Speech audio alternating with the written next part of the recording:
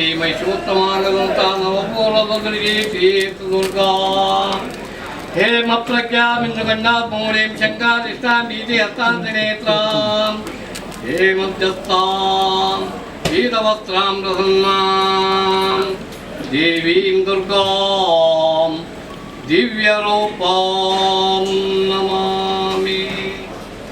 संसारे वर्ततेन्द्रेणां पुरुषार्था चतुष्टयं सौभाग्यमुपायान्ति देवताराधनं भवेत्। मनुष्य संसारावस्थೆ ಹುಟ್ಟಿದ ಜನರಿಗೆ ಧರ್ಮ ಅರ್ಥ ಕಾಮ ಮೋಕ್ಷಗಳು ಹೆಚ್ಚಾಗಬೇಕಾಗಿದ್ದರೆ ತತ್ಕಾಲದಲ್ಲಿ ದೇವತಾ ಆರಾಧನಾದಿಗಳನ್ನು ಮಹಾರಂಗ ಪೂಜಾದಿಗಳನ್ನು ಮಾಡಬೇಕು. ಧ್ಯಾನ ಮಾತ್ರೇಣ ಸಂತುಷ್ಟ ದೇವತಾವರ್ಣ ಸಂಯುತ ಸರ್ವಸಿದ್ಧೇ ಪ್ರಯಚ್ಛನ್ನೇ ತಸ್ಮಾತ್ ಧ್ಯಾನಂ ವದಿಷ್ಯತಿ. ಆವರಣ ಸಂಯುತರಾದಂತಹ ದೇವತೆಗಳು ಧ್ಯಾನ ಮಾತ್ರದಲ್ಲಿ ಸಂತೋಷಪಡುತ್ತದೆಂಬ ಶಾಸ್ತ್ರ.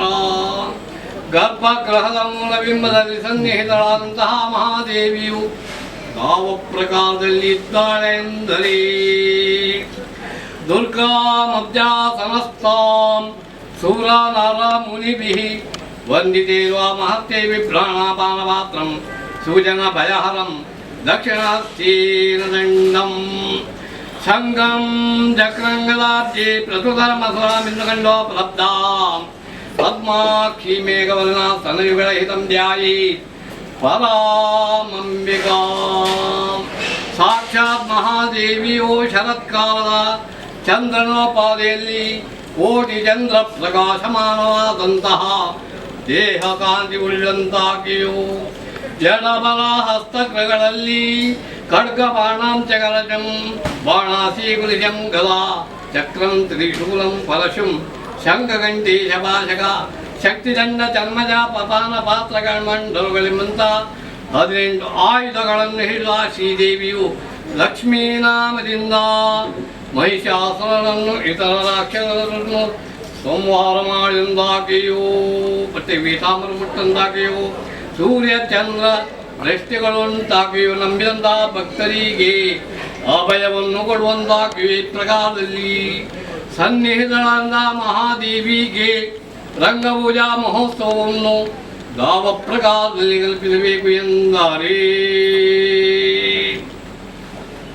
ವೇದಾಧ್ಯೆ ರುದ್ರ ಸೂಕ್ತಂಚ ಶುದ್ಧೋದೇ ಗಂಧವಾದಿಭಿಃ ಪವಮಾನಂ ಚ ಸೂಕ್ತಂ ಭೂಸೂಕ್ತಂ ಅಭಯಂಕರಂ ಪುಣ್ಯಾಂ ಪುರುಷ ಸೂಕ್ತಂಚ ಸ್ನಾಪಯೇತ್ ಪ್ರಾತದೇವತೋ ಪ್ರಾತಃಕಾಲದಲ್ಲಿ ನಿರ್ಮಾಲ್ಯ ವಿಸರ್ಜನೆ ಮಾಡಿದ ವಿಧೆಯಾಗಿ ಶ್ರೀಸೂಕ್ತ ಪುರುಷಸೂಕ್ತ ರುದ್ರಸೂಕ್ತ ಭೂಸೂಕ್ತ ಅಭಯಂಕರ ಪವಮಾನ ಮೊದಲಾದ ವೇದ ಮಂತ್ರಗಳಿಂದ ಅಭಿಷೇಕವನ್ನು ಮಾಡಿ ಹಾಲು ಮೊಸರು ತುಪ್ಪ ಜೇನುತುಪ್ಪ ಸಕ್ಕರೆ ಎಂಬ ಪಂಚಾಮೃತ ದ್ರವ್ಯಗಳನ್ನು ಪಂಚಾಮೃತ ಸೂಕ್ತಗಳಿಂದ ಪೂರೈಸಿ ತತ್ತನ್ಮಂತ್ರಗಳಿಂದ ಅಭಿಷೇಕವನ್ನು ಮಾಡಿ ಕುತಮಾದ ಎಳನೀರು ಪನ್ನೀರು ಗಂಧೋದಕ ವೇಣೋದಕ ತೀರ್ಥೋದಕ ಕಷಯೋದಕ ಕಲೆಗಳಿಂದ ಯುಕ್ತವಾದಂತಹ ಕಲಶಾಭಿಷೇಕವನ್ನು ನ್ಯಾಸಪೂರ್ವಕವಾಗಿ ಅಭಿಷೇಕವನ್ನು ಮಾಡಿ ಶ್ರೀಗಂಧಂ ಗರುಗರ್ಪೂರಂ ಕುಂಕುಮಂ ದೇವದಾರುಂ ಜಟಾಮಾಂ ಸಿಜಗಂಗುಷ್ಟಂ ಕಚೋರಂ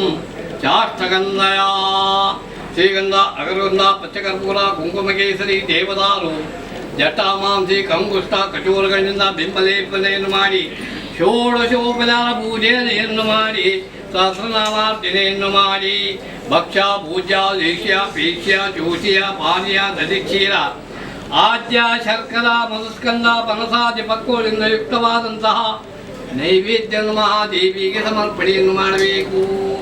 ಆ ನೈವೇದ್ಯವನ್ನು ಯಾವ ಪ್ರಕಾರದಲ್ಲಿ ಸ್ವೀಕಾರ ಮಾಡುತ್ತಾಳೆ ಎಂದರೆ ನೈವೇದ್ಯಂ ಮೃಗೋನ್ಯಸ್ತಂ ದೃಷ್ಟೇವ ಸ್ವೀಕರೋಮ್ಯಹಂ ರಸಂ ವಿಪ್ರ ಅಗ್ನಿ ಜಿಮ್ಮಾಯ ಗಣ್ಣಾಮಿ ಕಮಲಾನನ ದೇವ್ಯಮಂಬಾಗಲಕ್ಷಣ ನೈವೇದ್ಯವನ್ನು ದೃಷ್ಟಿಯಿಂದಲೇ ಸ್ವೀಕಾರ ಮಾಡುತ್ತಾಳೆ.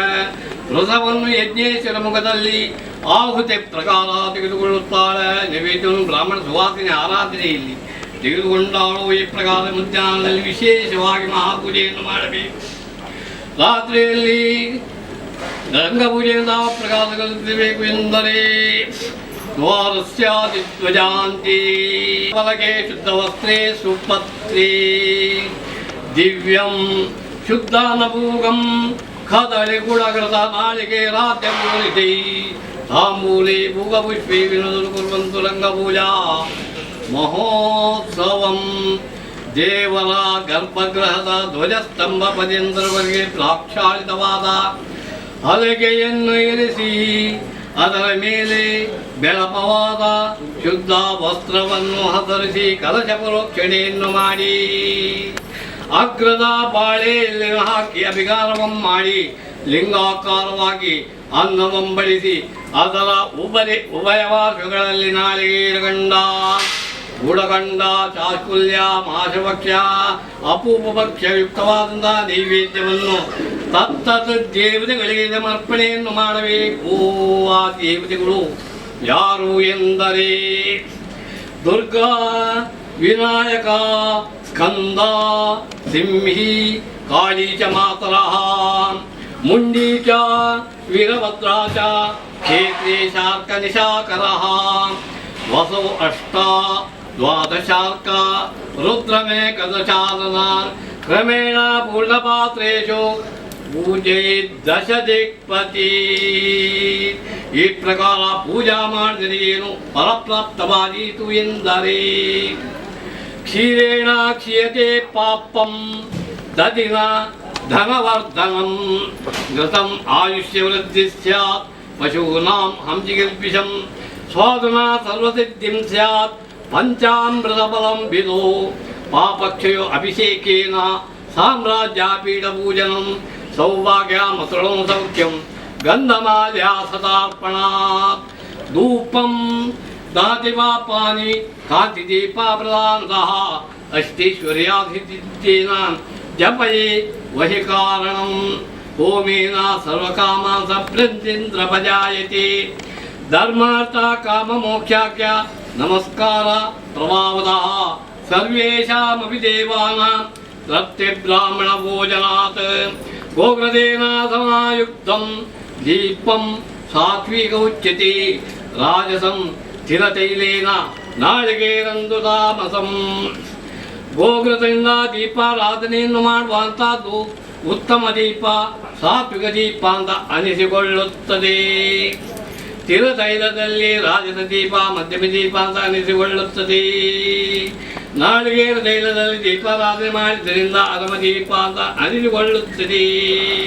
ದೀಪಮೂಲೆ ಸ್ಥೋ ಬ್ರಹ್ಮ, ದೀಪ ಮಧ್ಯೆ ಜನಾರ್ದನ, ದೀಪಾಗ್ರೋ ಶಂಕರೋ ದೇವ, ದೇವತಾ ಪರಿಕೃತ. ದೀಪಮೂಲದಲ್ಲಿ ಬ್ರಹ್ಮದೇವರು, ಮಧ್ಯದಲ್ಲಿ ವಿಷ್ಣುದೇವರು, ಅಗ್ರದಲ್ಲಿ ಶಿವದೇವರು ಆವಾಸವಾಗಿರುತ್ತಾರೆ. ದೀಪಾರಾಧನೆ ಮಾಡಿದ್ದರಿಂದ ಕಂಟಕ ದೋಷಗಳು ಪರಿಹಾರವಾಗುತ್ತದೆ ಎಂದು ಬಂದ ಶಾಸ್ತ್ರ. ಉತ್ತಮವಾದ ಹಾಲನ್ನು ಅಭಿಷೇಕ ಮಾಡಿದರೆ ಪಾಪವು ಕ್ಷಯವಾಗುತ್ತದೆ. ದಲಿ ಅಭಿಷೇಕ ಮಾಡಿದರೆ ಧನ ಪ್ರಾಪ್ತಿಯಾಗುತ್ತದೆ. ನೈವೇದ್ಯವನ್ನು ಸಮರ್ಪಣೆ ಮಾಡಿದ್ದರಿಂದ ಮಹಾಭೋಗ ಪ್ರಾಪ್ತವಾದೀತು.